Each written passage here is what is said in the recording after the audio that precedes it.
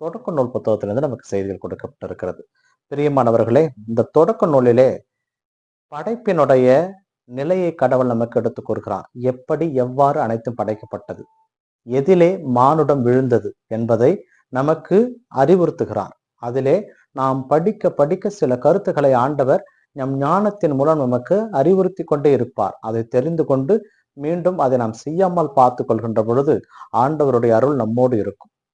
இன்றைய முதல் வாசகத்தை நாம் சிந்திப்போமானால், ஆண்டவர் ஆண் தனியாக இருப்பது நல்லதென என கண்டு அவனுக்கு ஒரு துணையை அவனுடைய விலா எலும்பிலிருந்து உருவாக்குகிறார். அவன் பெண் என்று பெயர் வைக்கிறார்.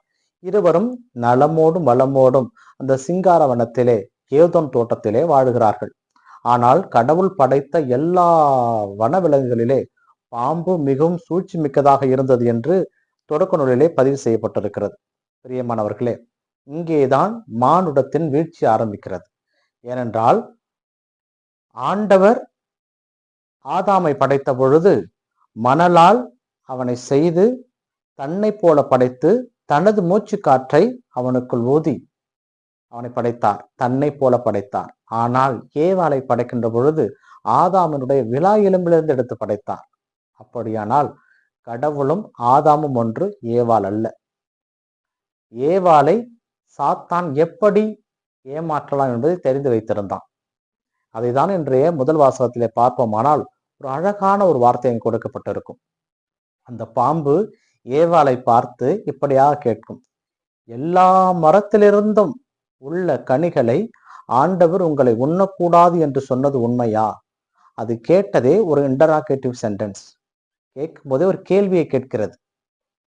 அது பொய்யும் இல்லாமல் உண்மையும் இல்லாமல் எல்லா மரத்தில் இருக்கின்ற கனிகளையும் உண்ணக்கூடாது என்று சொன்னாரா என்று சொன்ன பொழுது அதற்கு ஏவாள் பதிலளிக்கிறார், இல்லை, தோட்டத்தில் இருக்கின்ற எல்லா கனிகளையும் நாங்கள் உண்ணலாம், ஆனால் தோட்டத்திற்கு நடுவே இருக்கின்ற அந்த வாழ்வு பற்றி அறிகின்ற கனியை நாங்கள் உண்ணக்கூடாது என்று சொன்னார் என்று சொன்ன உடனே கேள்வியை கேட்ட அந்த பாம்பு இப்போது பதிலை சொல்லுகிறது, இல்லை, அப்படி இல்லை, நீங்கள் உண்டால் நீங்கள் கடவுளைப் போல மாறிவிடுவீர்கள் என்று அவர்களை ஏமாற்றுகிறது.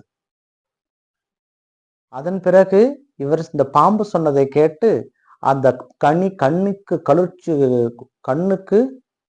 களியூட்டுவதாகவும் அது அழகாகவும் இருந்ததனால் அந்த கனியை இவள் உண்டதோடு மட்டுமல்லாமல் தன் கணவனான ஆதாமுக்கும் கொடுக்கிறார். ஆண்டவர் வருகிறார்.